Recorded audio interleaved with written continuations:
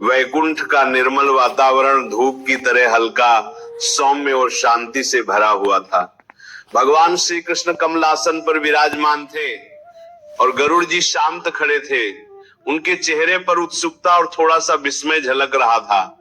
गरुड़ जी विनम्र स्वर में बोले, प्रभु, मेरे मन में एक प्रश्न बार बार उठता है। मनुष्य को कभी कभी सपने में वे लोग दिखते हैं जो इस दुनिया से जा चुके होते हैं। कई बार मृत रिश्तेदार, कई बार पूर्वज। क्या ऐसे सपनों का कोई दिव्य रहस्य है? क्या ये शुभ होते हैं या अशुभ? भगवान श्री कृष्ण हल्की मुस्कान के साथ बोले, गरुड़, मनुष्य सपनों को साधारण समझता है, परंतु सपने मन और आत्मा का गहरा संवाद होते हैं। सपनों के माध्यम से बहुत बार पूर्वज अपने वंशजों को संकेत देते हैं। ध्यान से सुनो, मैं आज तुम्हें ये रहस्य बताता हूं। श्री कृष्ण बोले, लेकिन शास्त्रों में स्पष्ट कहा गया है कि सपने आने वाले समय के संकेत होते हैं। कई लोग जो सपने में देखते हैं वही भविष्य में सत्य बनकर उनके सामने खड़ा हो जाता है। वे आगे बोले, सपने दो प्रकार के होते हैं, एक शुभ संकेत देने वाले और दूसरे सावधान करने वाले। श्री कृष्ण ने कहा, जब किसी मनुष्य की अकाल मृत्यु होती है या जब परिवार उसके श्राद्ध तर्पण जैसे कर्तव्य नहीं करता, तो आत्मा को पूर्ण शांति नहीं मिलती। ऐसी आत्मा वायु रूप में परिवार के आसपास रहती है और सपनों के माध्यम से संपर्क करने का प्रयास करती है।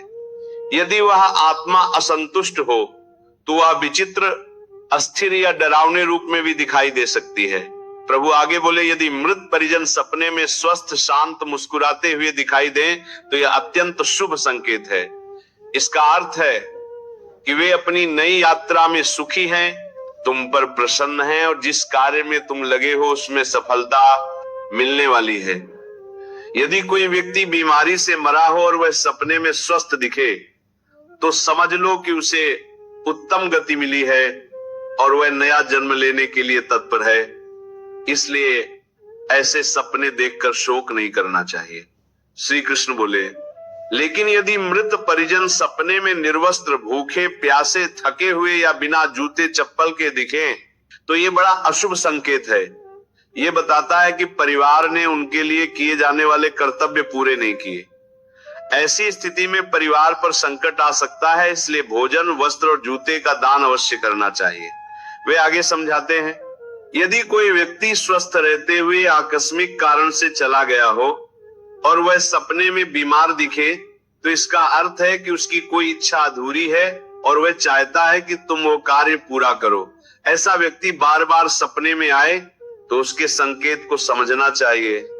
श्री कृष्ण बोले, यदि पूर्वज सपने में आते हैं और कुछ नहीं बोलते, केवल मौन खड़े रहते हैं, तो ये संकेत है कि तुम कोई गलती करने वाले हो या कोई गलत निर्णय लेने जा रहे हो। ऐसे सपने के बाद हर निर्णय सोच समझ कर लेना चाहिए।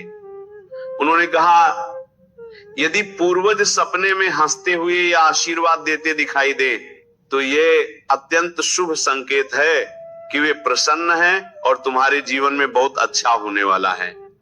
श्री कृष्ण बोले, यदि पितृ सपने में जंजीरों से बंधे या मैले वस्त्र में दिखे तो इसका अर्थ है कि उन्हें प्रेत योनि मिली है और वे अत्यंत दुखी हैं।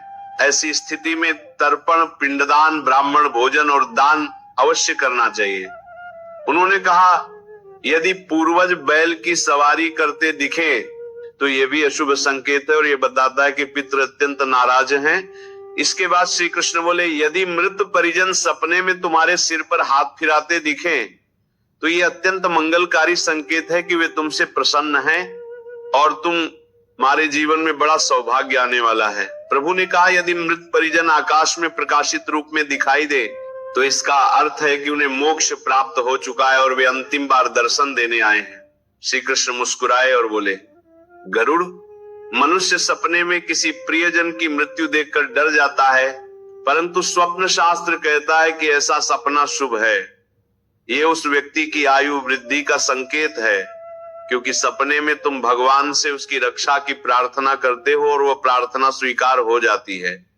अंत में श्री कृष्ण बोले, जो पितृ प्रसन्न होते हैं वे सपनों में प्रकाश, शांति और आशीर्वाद के रूप में आते हैं। जो असंतुष्ट होते हैं वे अशांत स्वरूप में प्रकट होकर अपने वंशजों को सावधान करते हैं। इसलिए पूर्वजों का सम्मान, श्राद्ध, तर्पण, दान पुण्य और उनके प्रति प्रेम कभी नहीं छोड़ना चाहिए। यह सुनकर गरुड़ जी ने हाथ जोड़कर कहा, प्रभु, आज आपने सपनों का रहस्य खोलकर